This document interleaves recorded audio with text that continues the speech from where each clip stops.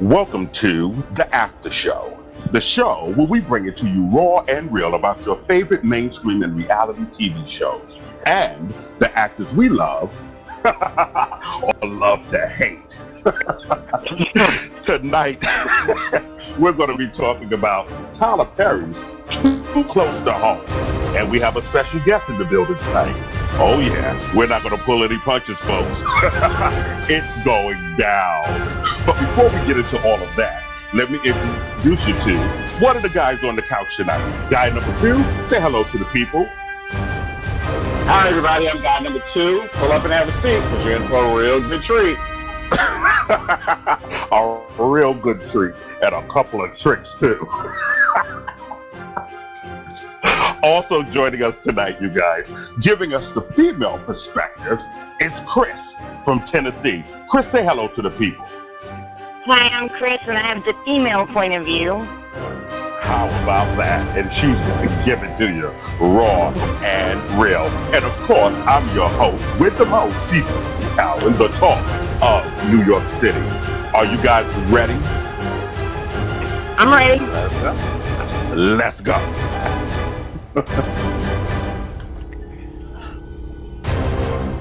All right, you guys, know how we do it. Each and every week, we discuss your favorite mainstream and reality TV shows. This episode, you guys, we're going to be talking about Tyler Perry's Too Close to Home,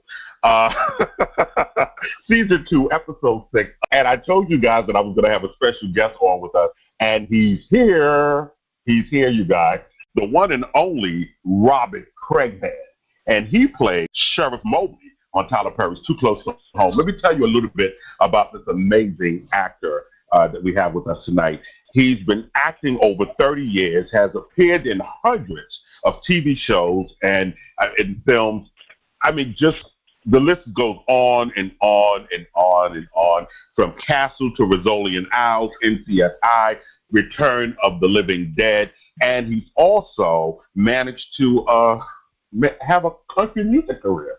We're going to get into all of that when we talk to Mr. Craighead momentarily. But before we talk to him, let's talk to guy number 2 about this episode, this week's episode. So guy number 2, check it out. The episode opens with Rebel arguing that she's not like Bonnie and she's not like Anna, and she's just going off. She's going off. She's lost her mind. All of this information has been thrown on her. Weigh in on the opening scene of this week's episode. Well, Rebel is being your average teenager doing what she does best, complain. So I think that she really has kind of gotten caught up in a whirlwind, and she's sitting there wondering why she's in the situation she's in, not comparing herself to her mom, saying that she's wanting something different in her life and still not realizing what the reality of the situation is. So we see her arguing with her mom and her aunts, not understanding really what's going on. But once I see her really getting into the depth of what's going on, we're going to see her grow. We're going to see her move on. Right now, she's a whirlwind. She's a Tasmanian devil. She's whirling around. We don't know where she's about to run off to, but she's definitely going somewhere. Rebel has some issues. And I think, listen, I still think from last week's episode when she slapped her mother, they should have called the sheriff then. That's when they should have called Sheriff Mobley, because you just slapped me out of the call of the cops. After I laid you out, I would have laid her out in the woods, and then I would have called the cops and said, you better go get her. I left her by the tree. Wait, which tree? In between the oak tree and the maple tree. Am I supposed to wait until you get to me? I was about to get to you, Khrys. Okay, because I really think that wouldn't have been an issue. There was a lot of grown-ups, and nobody smacked that kid. I grew up in a home where if you talk to grown-ups that way, you got smacked. I get that she's going through a lot, but you still gotta. If my 11-year-old talked to me like that, she'd be picking her teeth up. I just don't know. I don't get it. See, people don't. They all white people that beat their kids. I'm telling you, I spank my child, and I'm white. Beat your kids. Do not let your kids talk to you like that. I'm just saying. I'm glad you just said it. Listen, matter of fact, Khrys, because you're just saying, we're going to get Sheriff Mobley's opinion about this issue of beating the children. Domestic violence there.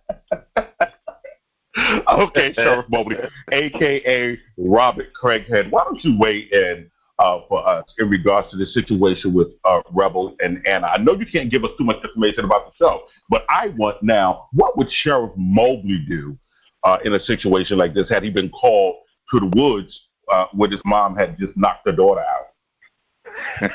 well,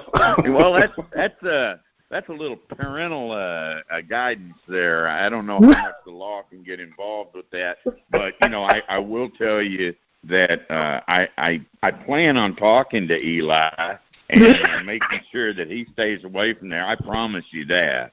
I appreciate that, Sheriff Mobley, because guess what, Sheriff Mobley? Look, I think that Sheriff Mobley and Eli are brothers. Mm-hmm. Whoa. Mm-hmm. Oh, that's horrible. See or what?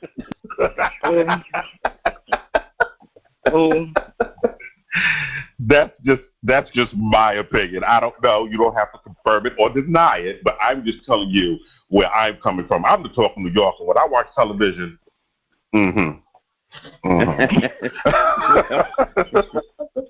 you never can tell on this show, man. Things take strange turns really rapidly on this show, and sometimes we're surprised by them ourselves when we pick up the script. We're going, what? Yep. Well, I'm interested in that. Matter of fact, since you talked about it, how did you get cast on Too Close to Home?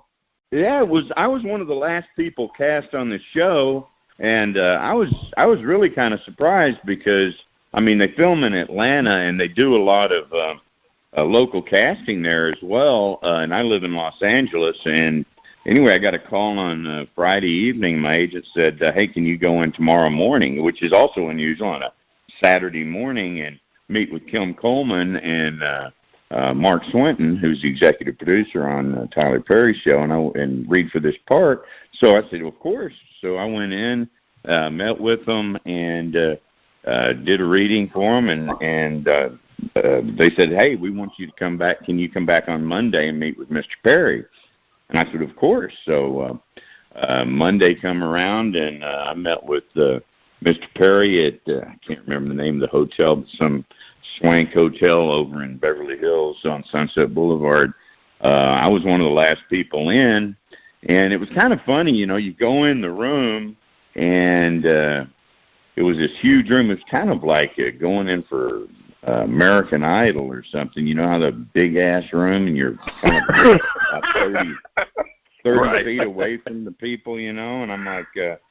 So anyway, there was two scenes, and one was just a phone conversation from whenever Bonnie first calls me to tell me that somebody broke into the diner, and right. then the other one was the big fight scene when I show up the first time and break up JB and Brody. Well, anyway, I get in the room, and Mr. Perry goes, "Okay, we're just going to do the first scene." And the telephone conversation, and I'm kind of like, what? I'm just thinking to myself, because that's just like, okay. So I did it, and then he just looked at me and goes, "So you sing country music?" I said, "Yeah, I can sing some country music." And he goes, "Sing me a country song." So I started singing a country song for him, and he goes, "Okay, where are you from?" And I said, "I'm from Texas." And he said, "Okay, thank you." I walked out of there, and I go, what in the hell was that? I'm thinking, what has this got to do with the show? Right. And anyway, I go down, and I'm like, then I'm mad because I had to pay $16 to a valet, and I'm like,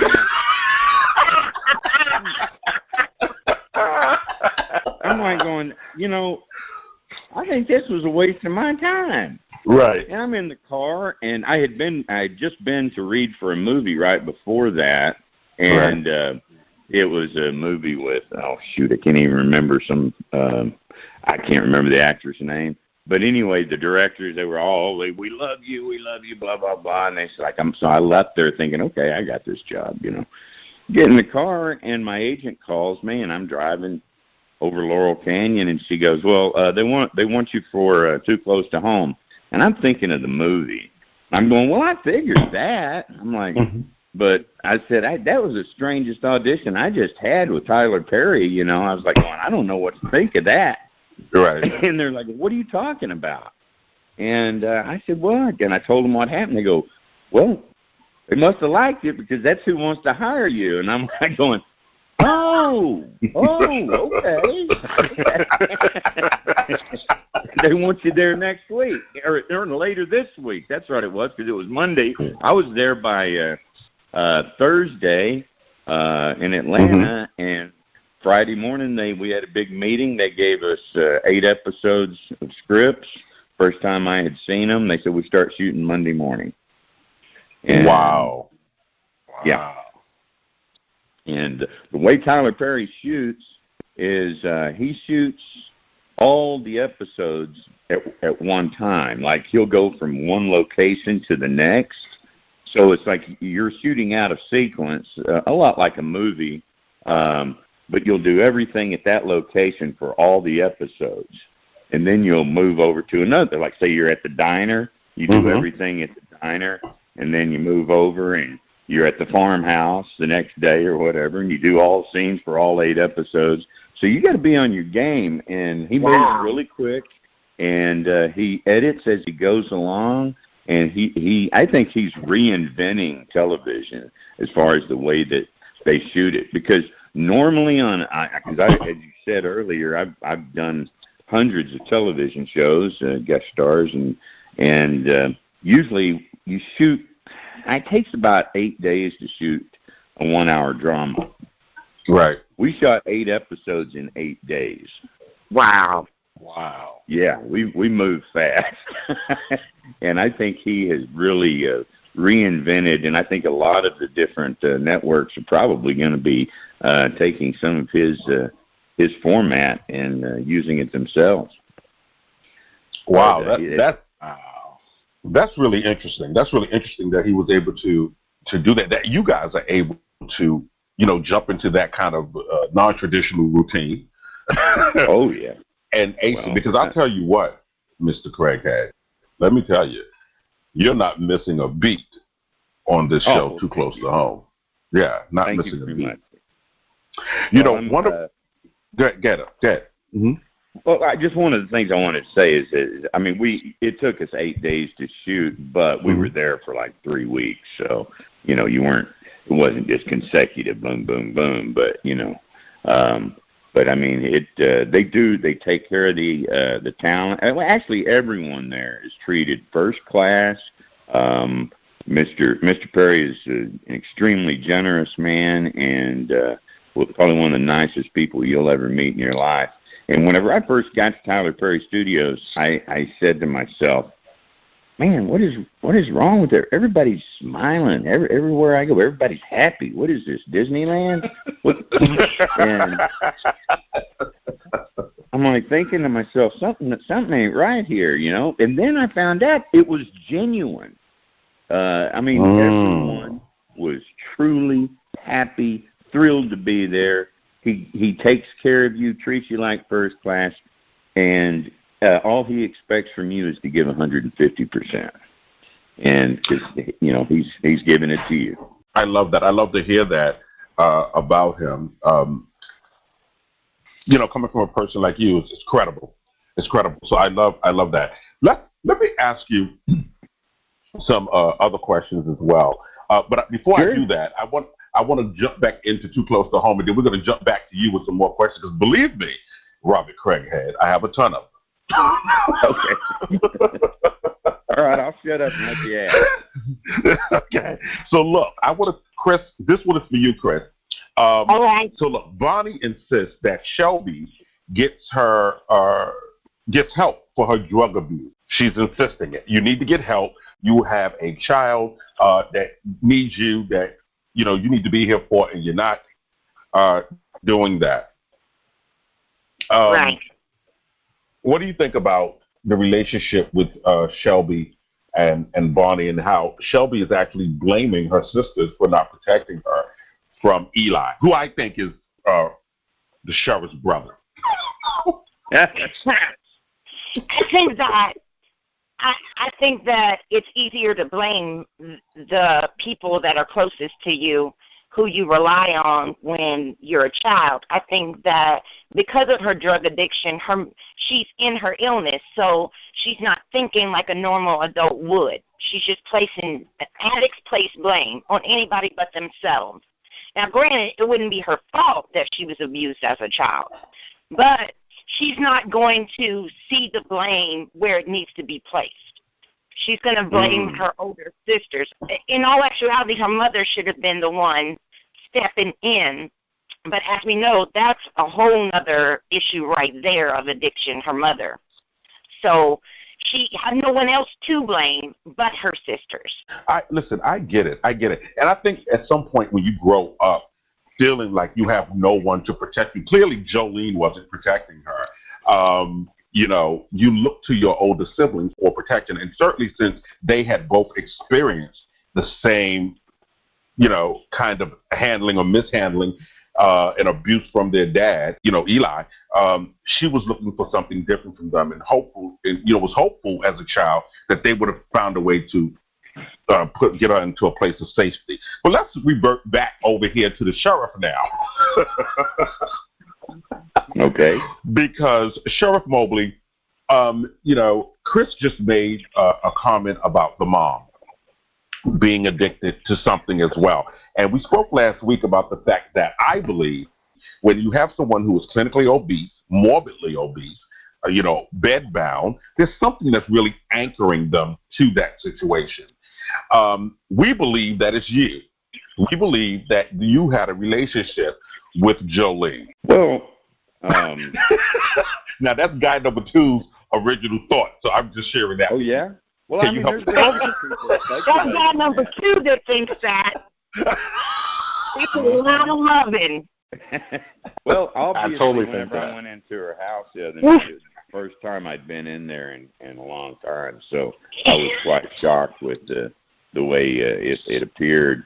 There's a lot of speculation on Twitter in regards to what Jolene and I's previous relationship is, but there's going to be a lot of this cleared up for you over the next 2 weeks as we close out the season. So I can't really spoil anything for you, but I will tell you that question will be answered very quickly. I love your voice, and I like the way you just slid that in there. Yeah, you have a great voice, and the way you just said, I won't be able to clear that up for you. Look, let me be politically correct. I will not be able to clear that up for you, but if you watch for the next episode. But here's the thing, Sheriff Mobley. We also had, a big discussion over about 2 or 3 episodes. We're trying to find out why Sheriff Mobley is never in a rush to put out any of these fires that's going on in the trailer park. So,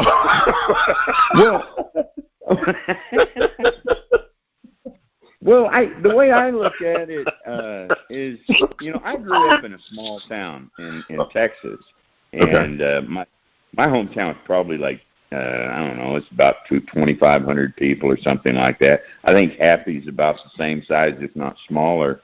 And the thing about the sheriff in that town is he's been around there his whole life. He knows all these people. It's very much like family, the community. So it's kind of like whenever you get involved in a dispute, something happens, like somebody does something wrong. It's kind of like, you're more of a parental figure, or you kind of feel that way. Mm-hmm. Occasionally you have to drop the hammer, and it's like the drug thing, and the killings and stuff like that. You got to deal with that. And of course, we really didn't go into how we closed that out, but we're hoping that you realize that I did take care of those guys. But he's got to save himself. I took care of it. You heard that before, right? It's almost like, look, I've arrived 3 hours late. You call You called me yesterday, and I'm on it. All right. So look, what I want to do, I'm going to ask 2 more questions in regards to the show. We have tons of more questions, but then I'm going to give Khrys a chance to ask Sheriff Mobley a question, and then I'm going to give guy number 2 an opportunity to do the same. So look, let's jump back into the show real quick. So Shelby blames Bonnie and Anna for leaving her, as a helpless child with her father, and we know that just didn't go well, and it's not something that's going to be solved overnight. Neither is JB's maniacal behavior as he makes his way into the family house and pulls the cover off of Victor. I don't know what that was about. Guy number 2, maybe you could share your opinion about what JB was doing. If you're going to kill somebody, which I thought is what he was going to do, there's no need to pull the cover off of him. Right. I was wondering the same thing. I thought maybe he was going to pull out a knife out of the boot and maybe try to stab him or something. But I don't know. It was really weird. Can't you stab someone through a sheet? I don't need to pull the cover off you to stab you. Well, I guess you got to see where you're stabbing.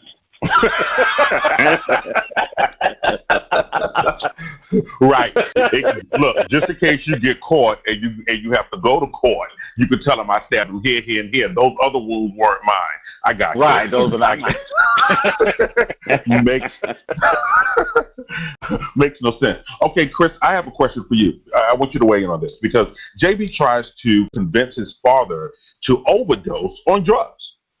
And before he succeeds at doing that, Brody enters the house and JB scurries off like a rat.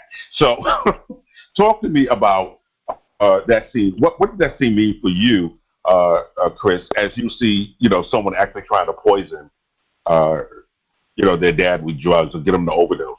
Well, I think that if he knows that that's not his real father before that truth comes out, that needs to be gone so he can get the money from that.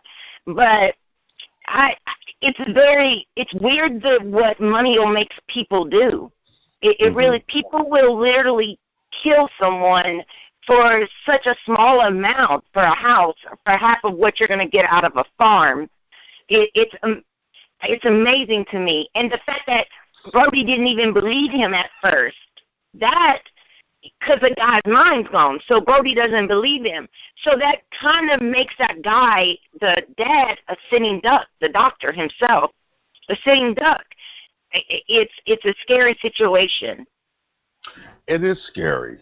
It is scary. And you know what I want to ask here, because just the fact that whether he's his biological dad or not the biological dad, I just can't really get myself into the mindset of let me kill someone or let me go and tell someone to overdose. And I'm trying to know that I know that they're not in their right mind, and I'm trying to lead them to overdose by mixing medications. I think it's a very warped way of doing things, but I think it's interesting, just as interesting as it is Jolene character being in that house, laid up in that bed with that with the walking stick with all the mirrors on it. It goes back to you can raise 2 children the exact same way, and one may turn out wonderful and one not so wonderful. This guy has he's inherently bad somehow. There's something just not right in his mind that he thinks it's okay. But are kids inherently bad? I mean, are they just bad? Sheriff Mobley, are they bad? Are kids just bad? I think Khrys hit on something there. Is because I heard a story years ago. It was told about a father who was an alcoholic, and he had 2 sons, and one became a teetotaler and a highly successful businessman, and the other one wound up a drunken bum alcoholic. And when asked, how did you wind up this way in life, both of them answered the same way. With a father like mine, how could I be anything else? Wow. So I think it's all in the individual and how you how you deal with life, So right. I mean, you can be raised the same way by the same person and wind up 2 different completely people, Now that's deep. Yeah, think about that. That is really deep. Well, there's a bunch of us running up around here, and we all We're all pretty much the same, loud and obnoxious. And Sheriff Mobley, I have a question for you. You know, Sure. I love calling you Sheriff Mobley. I appreciate it. I hope to be Sheriff Mobley for many years to come. I hope so too. I love this show. It's incredible. I'm talking about it on the after show. But look, let me ask you this. What did it take for you to do this role? I mean, was it something you were able to just jump right into and, you know, because of where you grew up in Texas? I really think that I connected with it. And, you know, there was, like I said, there was a lot of people that had gone up for the role. I was one of the last people they saw. So, but I think the connection was, because believe me, I played lots of law enforcement officers, sheriffs, whatnot over the years. Mm-hmm. And generally, it's depending upon the role, but a lot of times the law enforcement is depicted as hard asses or, just real hard nosed, by the book discipline. But knowing that this was a small town and knowing where I come from and my background, like I said, I knew that there was more of a communal feeling and a feeling of family towards the people in the town from the sheriff. So that's what I try to implement into my character is the love I have from my fellow citizens. And still try and enforce the law and some discipline, but mostly I'm trying to help you do the right thing. I wish a lot of these cops out here would help us do the right thing. Okay. Well, I think if you out here in Los Angeles, it says on the side of the car to protect and to serve. And I think that's really what police officers are supposed to be about. And I think they get a bad rap a lot of times because they do have to do a lot of. Because bad guys are bad, you know. Yeah.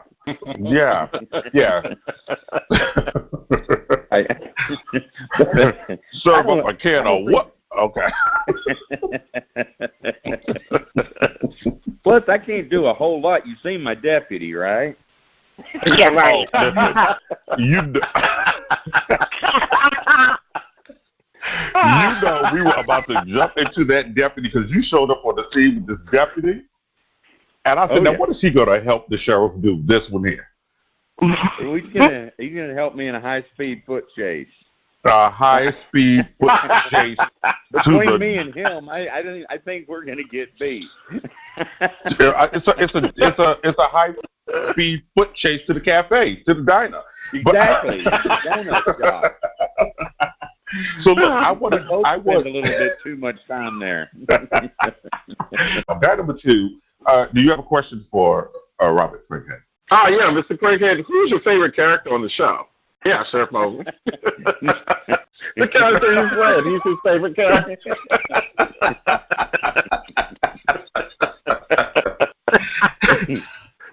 Well, you know, I really love the character of Mama Jolene because there's so much that Trisha Ray Stahl is the actress who plays her. There's so much that she brings to that character. So there's going to be some things that's happening coming up that are going to bring a whole lot more levels to her character and you'll see in her performance because she is a phenomenal actor, and as well as everyone on the show. I really love working with all these people. Another one is Shelby, the girl Brooke Ann Smith, who plays Shelby. She's really bringing a lot to that character, and it's really it's just there's a lot of great work. Of course, JB is Sheriff Mobley's favorite. Yeah.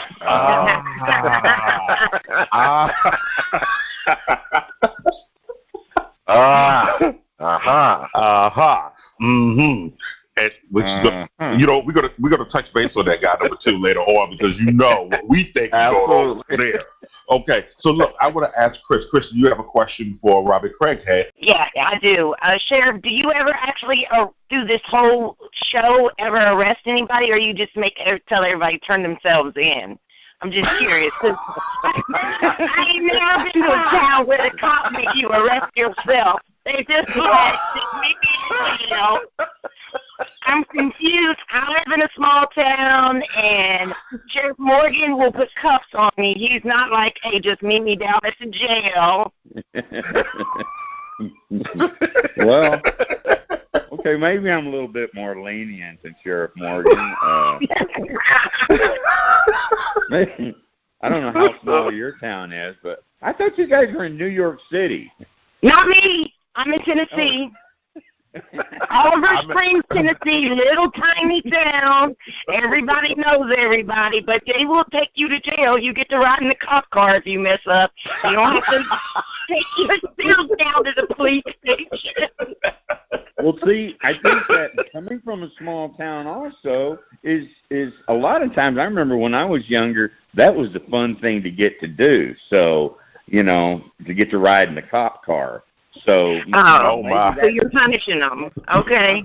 Had you right. cuffed JB, you'd have him. I'm just saying. If you arrested him, you wouldn't be looking for him. I mean, I lost my keys to the handcuffs a while back, and so I'm having a little trouble arresting people. Okay. You mean you have a problem arresting your brother? Oh. Well, you know, like I said, I can't really elaborate on that, but so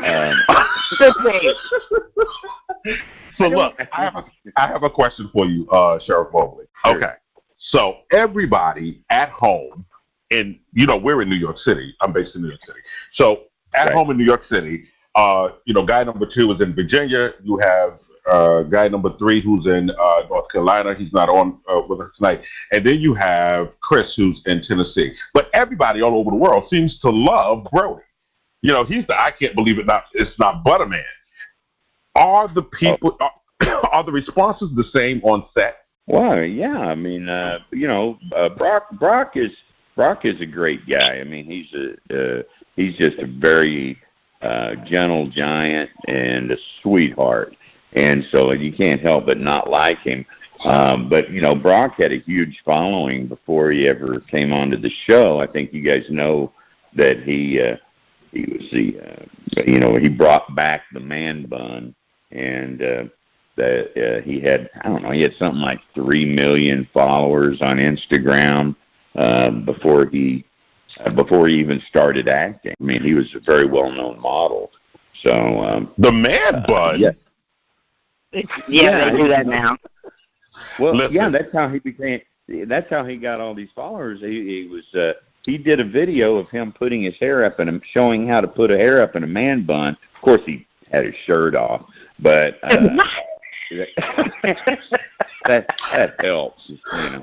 But now, he had something like 10 million people viewed it or something like that, and he was just instantly famous. You know. He was blown away by it, but like I said, he's a sweetheart of a guy, and he's a very hard worker. He works his butt off, and yeah, everybody loves Brock. Yeah. Well, I'm a little upset here. Okay, he gets 3 million, 10 million followers for putting his bun up, the man bun, with his shirt off. I get like 10 followers, and I'm trying to put away a Cinnabon. Okay, I'm take your shirt off. I'm tossing back. Yeah, that's it. You got to take. Well, that's the problem. Take your shirt off. No, ma'am. No. I'll stick to hosting. Are you 6'8" and built like Thor? No, I'm kind of like 5 Okay, foot. well, and there you go. That's another part of it right there. Okay. No comparison. Man buns, Cinnabuns. Okay, I got it. Okay. So look, let's move right along, you guys, because we're moving along pretty good here. I have a few more questions for the sheriff, but more comments about the episode. Okay. Look, Bonnie tells Anna that it's time to move out. It's time to go. Okay, basically you're cramping my style here. And Bonnie suggests that Anna resumes relations with Brody.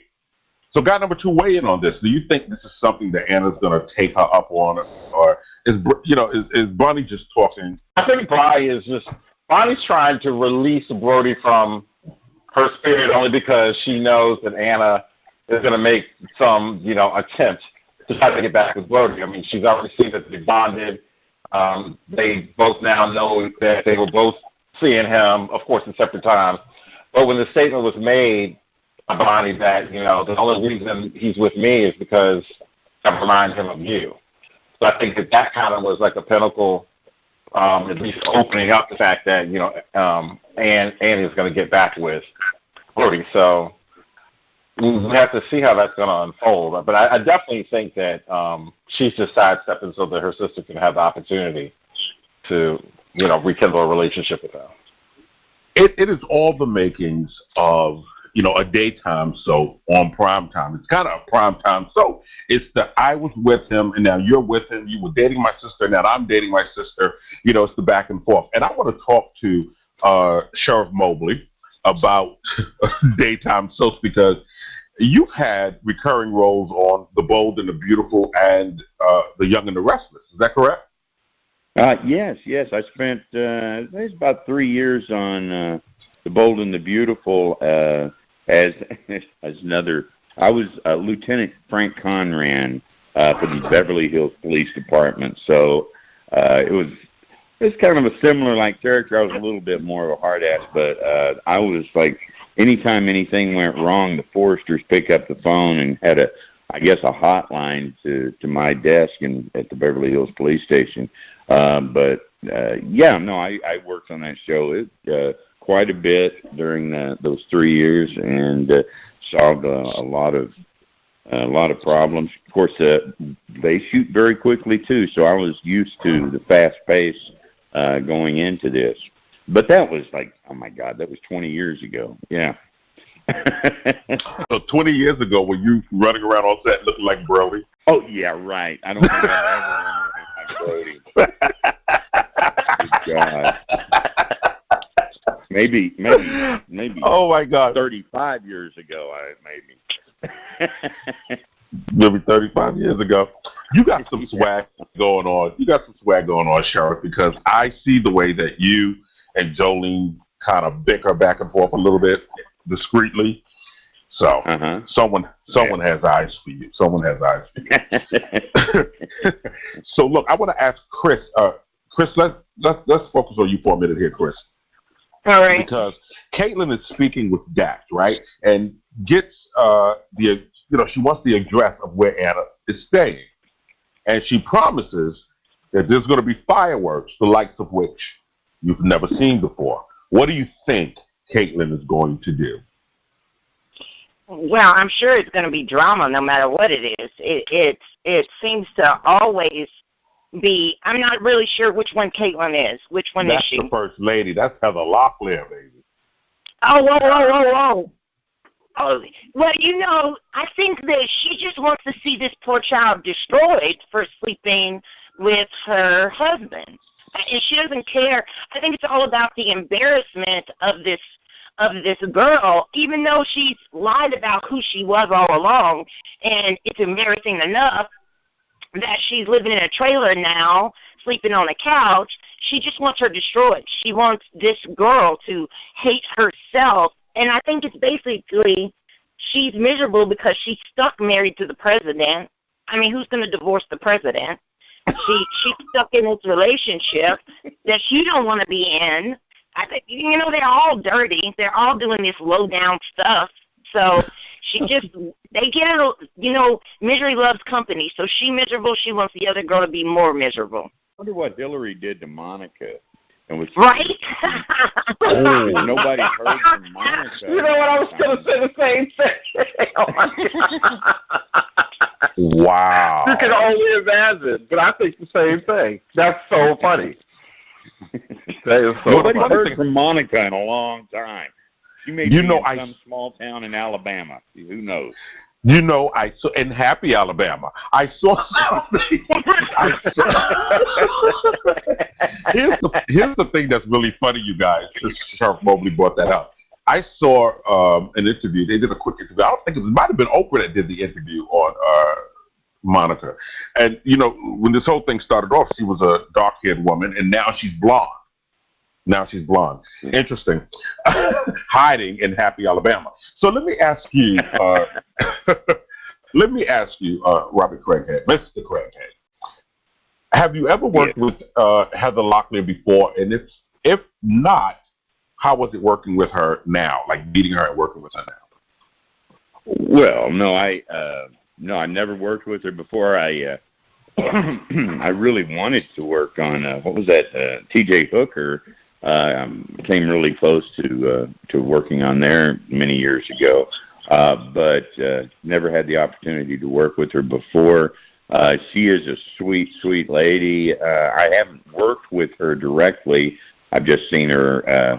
We in the studio, dressing room. We all have our dressing rooms. Kind of actors' row is what we call it, and all of our dressing rooms are down these 2 long corridors, so run into each other in makeup and stuff.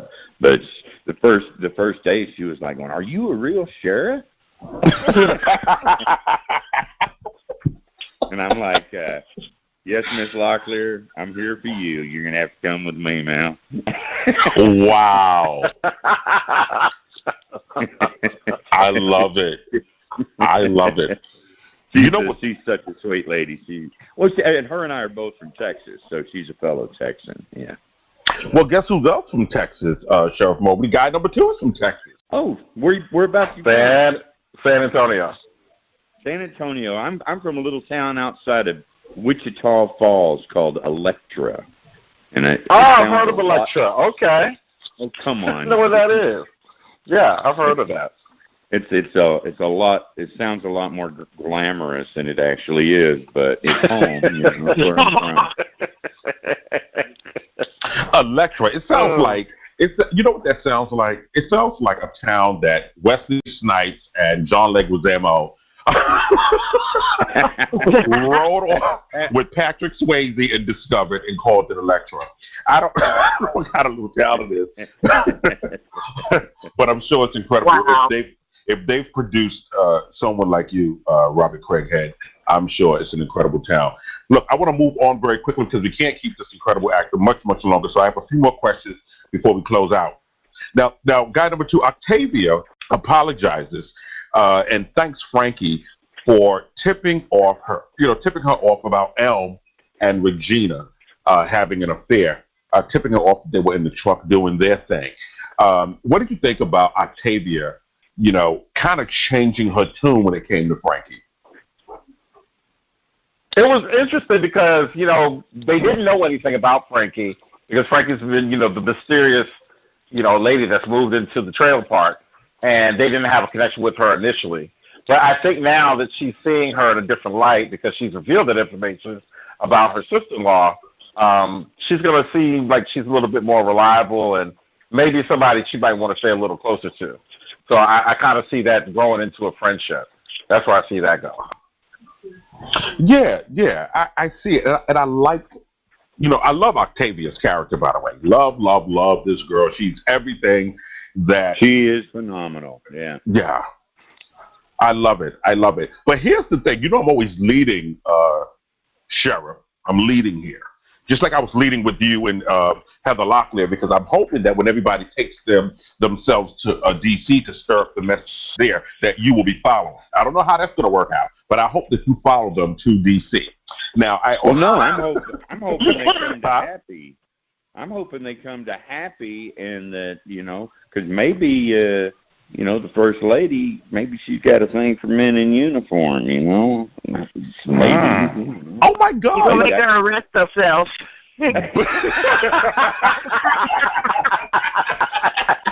Oh, no, You'll figure the cuffs out then. I think I can get the cuffs. I can find the cuffs then. Well, wait a minute. Wait, you guys. Wait. So look, Sheriff Mobley, wait a minute. So if Caitlin comes to Happy Alabama, like she could only be there maybe like 1, 2 episodes. She couldn't even be there a whole season, could she? She's the First Lady. How long could she be in Happy? There's no telling with with Tyler Perry. He could, he makes up his own rules. But then again, you know what? you're right, because she could say she's out and she's visiting this little town and she's going to, okay, I can see the First Lady doing charity work in this little town. And Charity. Okay. But Maybe listen, she's undercover. Maybe she's she'll be undercover if she gets out there with that Brody and that JB and everybody else, maybe with that sheriff. Because look, from what we understand, Sheriff Mobley, you've been doing a little creeping around across town. You have a wife, and you're creeping. Now, talk to us about this here flirt that you was doing, this flirting that you was doing with Frankie in the trailer. Right? Right. Well, can you blame me? Look at her. You old enough to be her daddy. Well, I know, but I didn't say, I just made a comment about her. I love him. Listen, don't get all weird and everything now, Khrys. I wasn't being pervy, was I? No, not at all.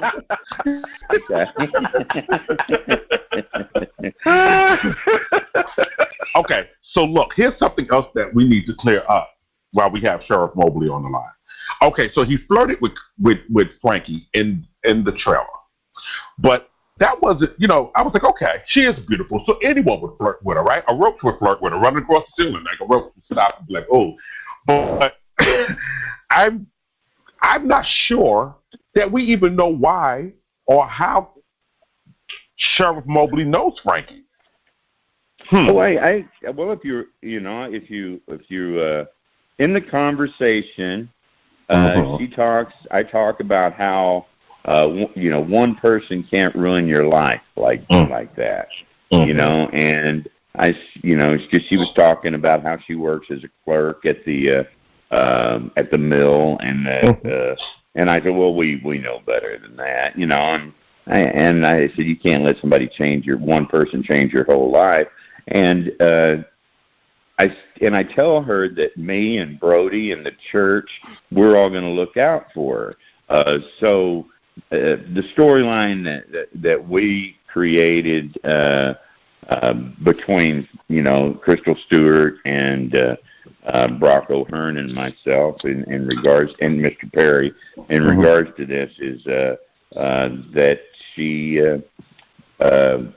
can't, that the church is helping her hide from someone who was she also tells Octavia that she was in an abusive relationship. So if you put two and two together, maybe she was abused. She ran from her husband. Right, yeah. She was beaten by her husband, and she has to go and hide from him. Because there's some crazy guys out there who, especially a beautiful woman like that, they're not going to want to let her lead them too easily. So she has to be hidden. So that's our take on it. And I think I'm not giving anything away by telling you that, because it's indicated in the dialogue. Right. But you know what? And I get that. And we've been watching very, intensely here, but I've been very attentive to the script and to the dialogue and stuff. But that's too easy. That's too easy. And I know that there's something else. If you've been watching the show and you watch any of Tyler Perry's shows, that you're right. There is going to be more to it than that. She loves a plot twist. I love a little piece of twat. Oh, a plot twist. What did you say? I said plot twist. Okay, look, let's move on. What's this show rated?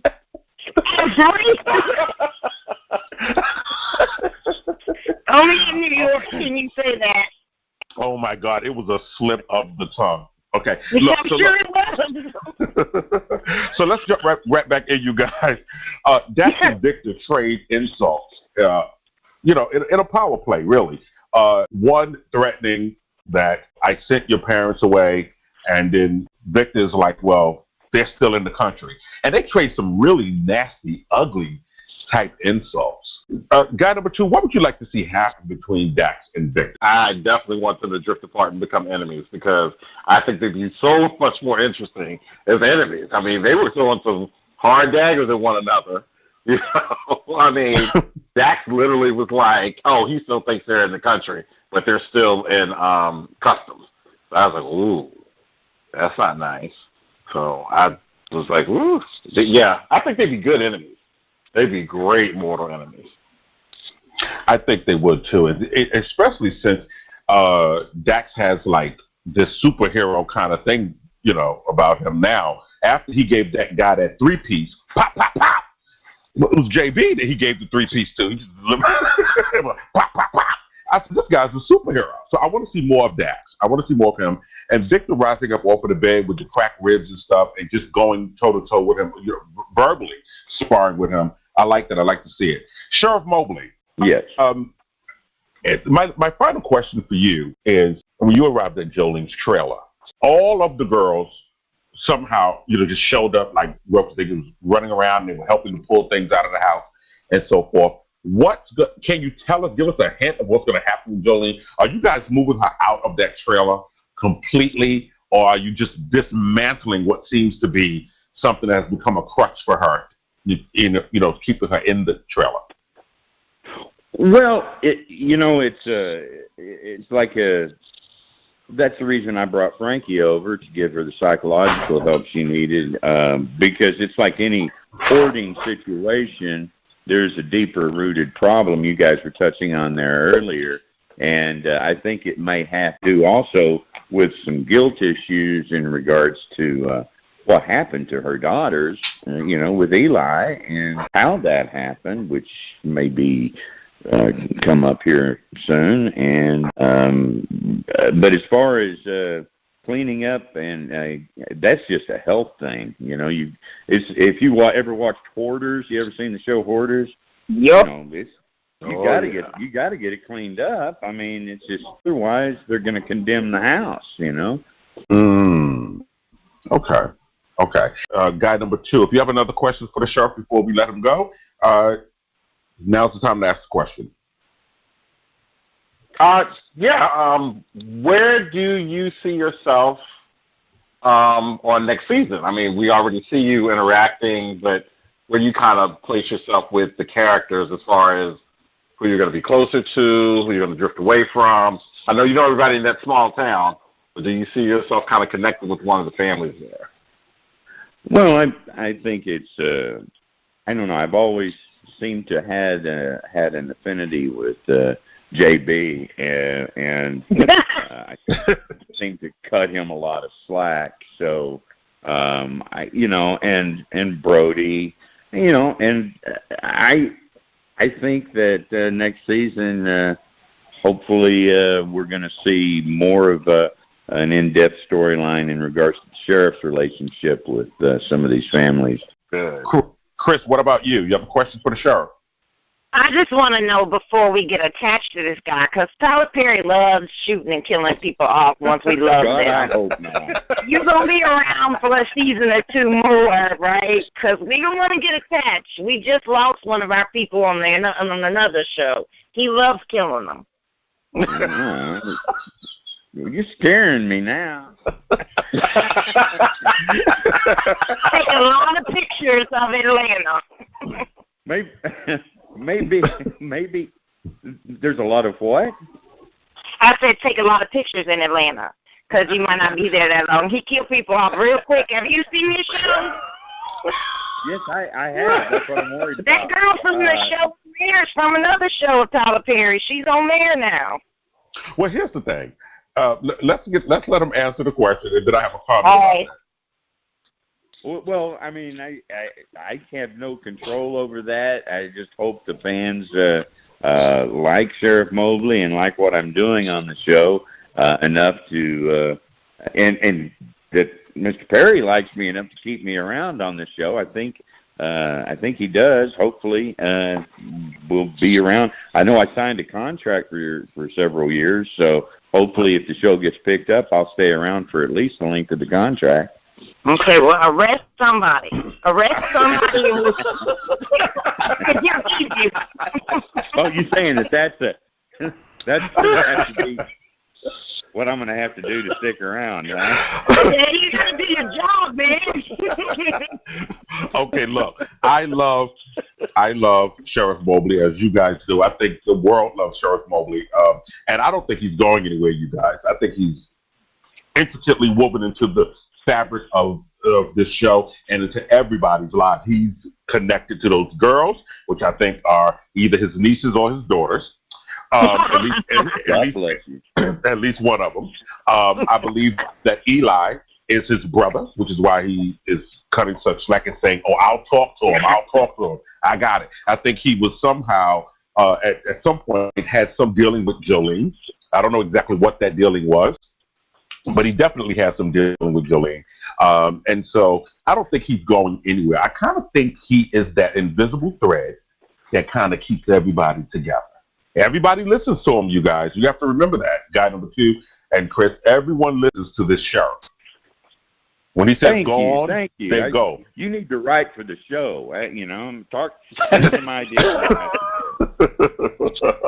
Yeah, you wouldn't be going anywhere if it was left today. And I'd like to see more of these oddball type deputies too. I'd love to see them. It makes the show. It makes for great viewership. When you look at it, it's visibly appealing and it's funny. I want to ask you something on a more serious note, though. You've been married for over 30 years, correct? Yes, sir. It'll be 32 years in July. Wow, wonderful. Congratulations. Wow. Thank you. The life of an actor is so... It's hard. It's so demanding. You have to sacrifice so much. And so to be married 31 years, and to be acting is just as long, 30 years, 31 years, and counting. Tell me how you manage that. Tell me how you manage that. Well, I really didn't have a whole lot to do with it. I think it's mostly my wife is a very patient woman. I think she's whenever I met her, I saw her, and I said, "That's an angel." And I think most of my life she has been my angel, and she's always stuck by my side no matter what I do. And that's what it is. It's more on her doing than on mine. She's just a very patient person and very loving and giving. So I think it's not really my secret to a successful marriage. It's what hers is. Wow. You want to talk to her? Wow. I'd love to talk to her on another show. I do a show called the C.C. Cowan Show, and believe me, I'll be having you on that. What I'd like to do is send a message to your wife, and I know that you have one daughter, and then you have an 8-year-old grandson. No, actually, he just turned a year old. Yeah, a year old. I'd like to say to your wife, and your daughter, and your grandson, thank you. Thank you for sharing the magnificent Robert Craighead with us. Thank you for that, you guys, because I know that it's demanding. I know it takes him away from you guys for a while when he's over here acting and over here doing a terrific job and over here on stage and singing country music and tearing down Happy Alabama. But we get to enjoy him all across the world. We get to enjoy him and to love him and to love on him. So thank you so much for sharing him with us so generously. And thank you, Robert Craighead, for doing the job that you do. Yeah, you're amazing. I had a lot of fun on your show. Thank you for having me as a guest. You guys are a lot of fun. I appreciate it. And look, we're going to be tuning in for this next episode, okay? We're going to be watching you and everybody else. Yes. And everyone, if you just tell all your friends and fans out there to, because we get together every week. Our cast is like a family, and we live tweet during the show. Usually we go over to Danielle Savory's house, which is she plays Anna, and we all go over there, and we sit around and watch the show, and with our faces buried into our phones, tweeting with the fans. So we'd love to interact with everyone. We love that. We love it. As fans, we love it. We love it. We'll be spreading the word, and guess what? We're going to be blowing up Twitter for this next episode, and we'll make sure to shout you out, Robert Craighead, and Anna as well, and everybody else in the cast. Absolutely. Hashtag too close to home, you guys. We're going to be tuned in for sure. Guy number 2, Khrys, thank you so much for your opinions. This is the after show. Thanks for having me. Absolutely. This is the after show. And listen, don't go away, you guys, because when we come back, we're going to be talking about Tyler Perry's The Haves and the Have-Nots. And you don't want to miss what we have to say about this. We'll be right back.